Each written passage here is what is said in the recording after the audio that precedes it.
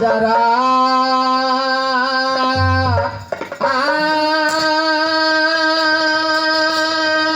चंद्र भगवान के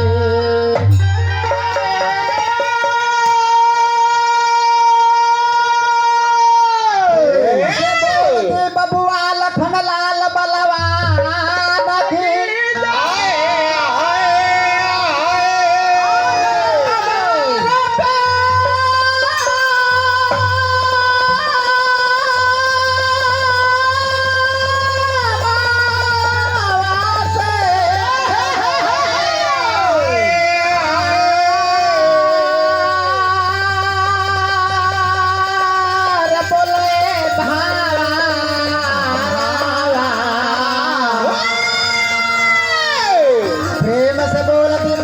विश्वकर्मा भगवान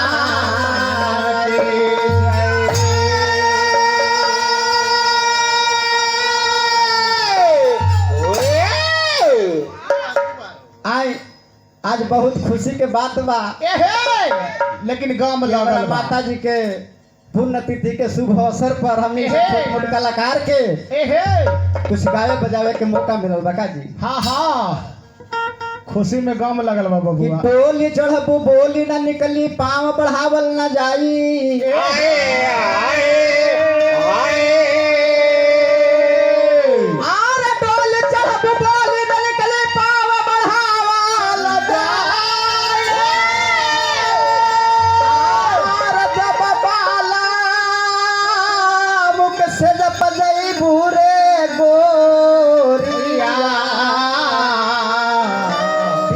के बात पूछल नहीं जाए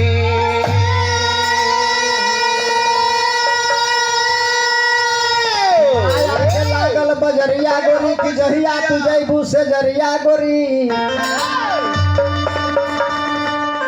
का जवाब देबू तू अपना से बलमाए गोरी जहिया तू जैबू से जरिया गोरी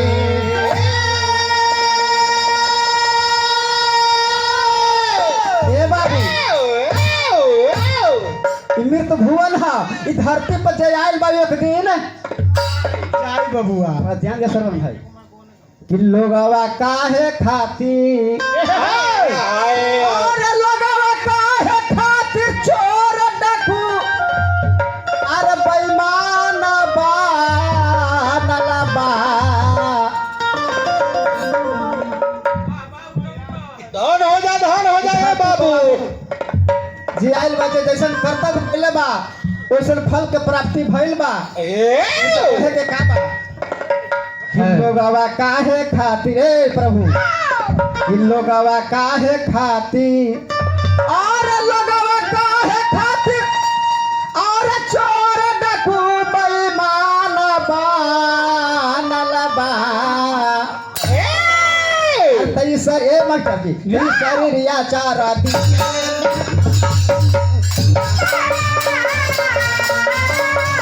ये सारी रिया चार दिन के मेहमान बनल बा लोगवा काहे खातिर चोर डाकू बेईमान बनल बा लोगवा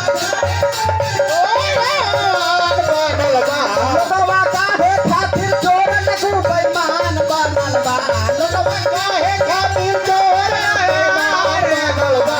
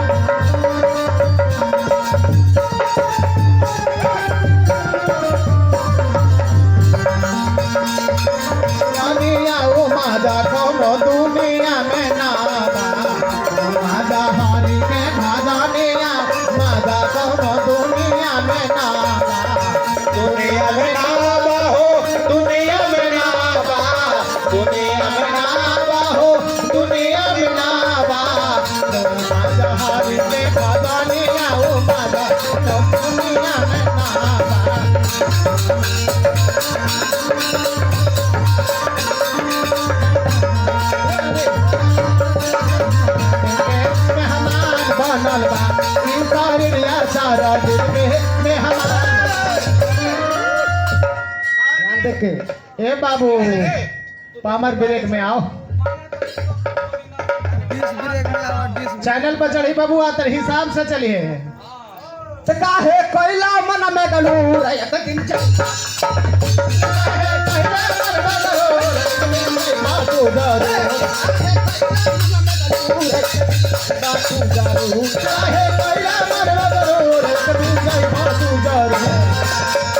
काहे कोयला मन में गलूर ए छुट्टी जे मन में घमंड कर देलक वो कभी धरती से प्राप्त न पैला। काहे कोयला मन में गलूर एक दिन काहे पहिला मन में गरूर एक दिन जइबा तू जरूर। काहे कोयला मन में गलूर एक दिन जइबा तू जरूर। काहे पहिला मन में गरूर एक दिन जइबा तू जरूर। जे धरती पे आके हे लोग कहेला कि ई घर हमार है, ई जमीन हमार है, हाँ हाँ पैसा हमार है, पैसा कुछो नहीं थे यहाँ। हाँ, हाँ। तो जैसे आयल बा मुट्ठी बांध के उसे हाथ पसार के चल जाए के हो। हे, हे, कहे कि का बा कि सबके जाए खातिर आय हे और सबके जाए खातिर सबके जाए बा। सब केहू वही बांस के छटरी पर जाके वही शमशान घाट के हमनी के घर द्वार रखा जी। हे हे और तो सब के जाए खातिर की और बांस के मचान बा। ई सारी रिया 4 दिन के मेहमान बनल बा।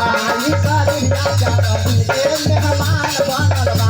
ई सारी रिया 4 दिन के मेहमान बनल बा। जो राजा भगवान खिलौना मांगेगा, तूने जो राजा भगवान खिलौना मांगेगा। माटी का हो, माटी का है, माटी का हो, माटी का। तूने जो राजा भगवान खिलौना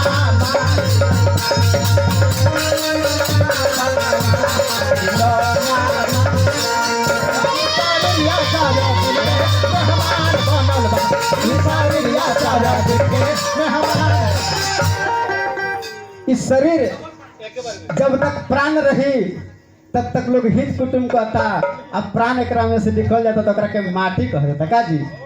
कि जितना कर्म तू कमाई सब यही जे रह जाई मार धन दौलत रोज हथौड़ी पीट के ई करके ऊ करके सब धन बटोर ले बले हे बबुआ करनी चलावल कि सब जितना कर्म तू कमाई सब यही जे रह जाई। जितना कर्म तू कमाई सब यही जे रह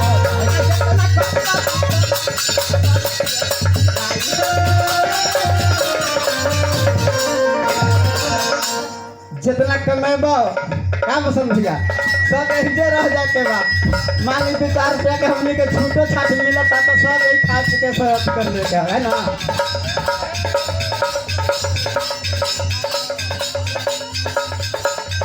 तीन हाथ के कपड़ा और 3 हाथ के कपड़ा है घर के निशान मिलल बा।